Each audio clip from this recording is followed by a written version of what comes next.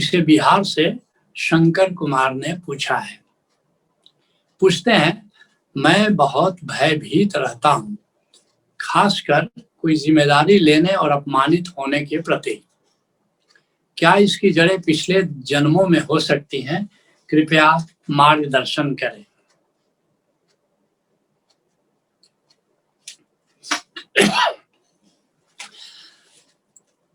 नहीं, इसका संबंध पिछले जन्मों से बिल्कुल नहीं है। इसका संबंध वर्तमान जीवन से ही है, और वर्तमान जीवन में भी किस चीज से है? तुम्हारी पर्सनालिटी से है, तुम्हारी भूत प्रकृति से है, तुम्हारे घोस्ट नेचर से है। ये 70 के दशक में इस भूत प्रकृति का अध्ययन किया गया, काफी अध्ययन किया गया। लेकिन मुझे आश्चर्य होता है कि आज के मनोवैज्ञानिकों ने जो अध्ययन किया 70 के दशक के बाद, तो 5000 साल पहले भगवान कृष्ण ने इस पर प्रकाश डाला है और कहा है कि हमारी जो प्रकृति होती है उसको उन्होंने गुण कहा। क्या होता है? रजोगुणी प्रवृत्ति होती है, तमोगुणी प्रवृत्ति होती है, और उन्होंने एक तीसरी प्रवृत्ति की भी चर्चा कर दी, वो है सतोगुणी। लेकिन आज का मनोविज्ञान केवल 2 ही तक पहुंचा है, रजोगुणी और तमोगुणी। लेकिन एक दिन ये तीसरे गुण सतोगुणी की भी बात होगी, जो ओशो धारा में हम करते हैं इसकी बात।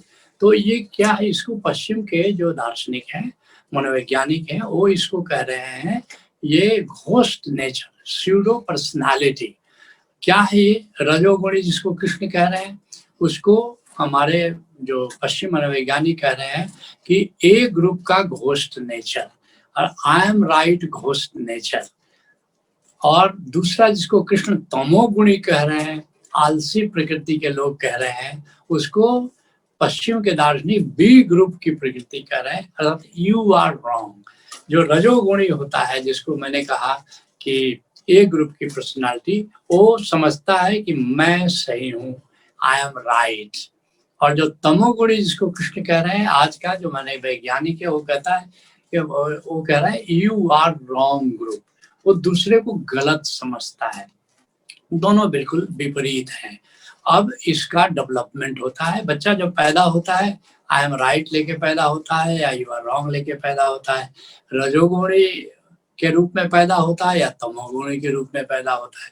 बाद में जब तुम इसको अपनी जागरूकता से, तुम अपने इंडिविजुअलिटी के तल पर जब चले जाते हो, अपनी कंडीशनिंग से जो मुक्त होकर के जीवन जीते हो, अपने घोस्ट नेचर से मुक्त होकर के जीवन जीते हो, तो सतोगुणी कहते हैं इसको। आनंद प्रज्ञा जब करोगे तो इसकी विस्तार से चर्चा की जाएगी, या दाम्पत्य प्रज्ञा में भी इसकी चर्चा की जाएगी। अभी हम केवल जो बेसिक 2 नेचर है उसकी बात कर रहे हैं। तो पहला आई एम राइट, और जैसे जैसे वक्त बीतता है, उम्र दराज व्यक्ति होता जाता है, उसका प्रमोशन हो जाता है उसके घोस्ट नेचर का। जैसे आई एम राइट है तो आगे वो आई विल पॉसेस, मैं धन संग्रह करूंगा, आई विल पॉसेस। और आगे बढ़ता है तो प्रमोशन होकर आई विल डोमिनेट, मैं तुम पर हावी हो जाऊंगा। और भी बढ़ता है तो आई एम जस्टिफाइड, मैं तर्क संगत हूँ। ठीक इसके विपरीत बी ग्रुप कहेगा यू आर रॉन्ग, तुम गलत हो। सब में उसको गलत ही दिखाई देता है। और फिर और बढ़ेगा तो यू कैनॉट पॉसेस, मैं तुमको धन संग्रह नहीं करने दूंगा। जैसे कम्युनिस्ट होते हैं, नक्सलाइट होते हैं, पत्रकार होते हैं, डकैत होते हैं, चोर होते हैं, आपका धन छीनना चाहते हैं। और फिर तीसरा क्या है? यू कैनॉट डोमिनेट, तुम मुझ पर हावी नहीं हो सकते। और अंत में यू आर नॉट जस्टिफाइड, मैं तर्क से सिद्ध कर दूंगा कि तुम न्याय संगत नहीं हो। इस आधार पर अब देखते हैं कि शंकर कुमार का भूत प्रकृति उनकी क्या है। वो कहते हैं कि जब कोई जिम्मेदारी लेने की बात होती है, या कोई अपमान लगता है, कोई अपमानित करेगा, तो ये लगता है मुझे हमेशा कोई अपमान न कर दे, कोई मुझे गलत न कर दे, कह दे, कोई मुझे अपमानित न कह दे। तो ओशो धारा के आचार्य और सीनियर साधक समझ गए होंगे कि इनकी भूत प्रकृति है आई एम राइट, मैं सही हूँ। तो मैं सही हूँ वालों को हमेशा यू आर रॉन्ग वालों से बड़ा डर लगता है। और दोनों अगर आपस में ए ग्रुप और बी ग्रुप दोनों जमा हो जाएं तो थोड़ी देर में समझ लेना झगड़ा सुनिश्चित है। और शादी भी अगर अपोजिट ग्रुप में हो जाए तो निभाना बड़ा मुश्किल है, जब तक कि दाम्पत्य प्रज्ञा अटेंड करके तुम एक अंडरस्टैंडिंग नहीं डेवलप कर लो। तो अब इनको क्या लगता है कि मुझे कोई आलोचना न कर दे, मुझे कोई गलत न कर दे, मुझे कोई अपमानित ना कर दे, तो इस डर में ये जीते हैं। तो इसका संबंध पूर्व जन्म से तो नहीं है, मगर एक बात है, ये जो भूत प्रकृति है ये पूर्व जन्मों से ही आती है। अर्थात कि जन्मों जन्मों में भी आपकी भूत प्रकृति बदलती नहीं है, ये नहीं बदलती है। अर्थात जब इस जन्म में आपका ए ग्रुप है तो निश्चित रूप से आपका पिछले जन्मों में भी ए ग्रुप ही रहा होगा। और हम लोग जो पुनर्जन्म में पहचानते हैं किसी को, तो ये भी एक बड़ा क्राइटेरिया होता है कि जो पूर्व जन्म में इनकी भूत प्रकृति क्या थी। जैसे अब कोई जिसको आप जानते हैं उसका फिर अगला जन्म होता है, तो मिलान करते हैं कि पिछले जन्म की ही भूत प्रकृति अगले जन्म में है क्या, तो कंफर्मेशन हो जाता है कि हाँ वही बंदा नया जन्म लेकर के आया है। तो आपकी भूत प्रकृति मैं सही हूँ। तो आपको क्या करना है कि आप इस डर से, अपमान के डर से, आलोचना के डर से या कोई गलत कह दे, इससे आप मुक्त कैसे हों। तो सबसे बहुत ज़रूरी है, और आई एम राइट जिन लोगों का भूत है उनके लिए ज़रूरी है कि जब आपको कोई आलोचना करता है, कोई गलत कहता है, कोई अपमानित करता है, तो don't suppress your feelings, express your feelings. लेकिन अधिकतर आई एम राइट के लोग सप्रेस कर लेते हैं, और सप्रेस करते करते एक न एक दिन डिप्रेशन के शिकार हो जाते हैं। तो it is better to express rather than suppress.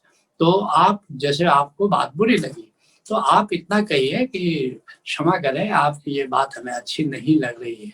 तो आप ये अवश्य टोकें। सूत्र है कि रोके, हो सके तो रोके और नहीं तो टोके।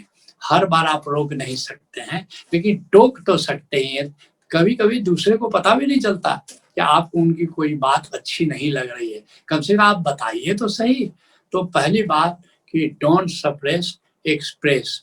दूसरी चीज, एक बात याद रखिए कि ये मान और अपमान, प्रशंसा और निंदा, जीत और हार, सफलता और असफलता, ये संतुलन के नियम के अनुसार चलता है।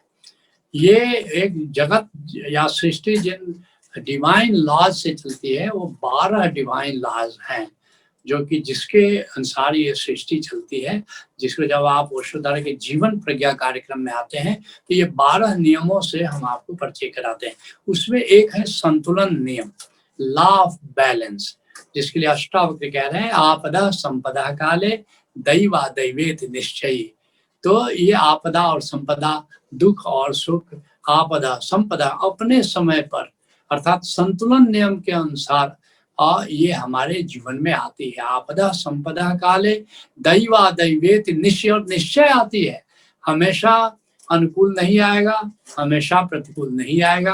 तो अगर कभी आपको अपमान मिल रहा है तो आप समझिए कि सम्मान जो मिला था उसका ये प्रतिकार है, और आज अपमान मिल रहा है अर्थात तो कल सम्मान फिर मिलेगा। ये तो इसको जान करके स्वीकार कर लेना है। आप याद रखिए, जीवन में घाटी आती है, कभी शिखर आता है। जब भी घाटी आए तो आप दुखी मत होइए, एक शिखर आपका इंतजार कर रहा है। और जब भी शिखर आइए तो बहुत फूल करके अहंकार में गुप्पा मत होइए, एक घाटी आपकी प्रतीक्षा कर रही है। और ऐसे ही घाटी शिखर आते आते आप अपनी मंजिल पा जाते हैं। नीरज कहते हैं, घर पा गया तुम्हारा मैं घर बदल बदल कर, मैं चढ़ गया हिमालय गिर गिर संभल संभल कर। यही जीवन का नियम है।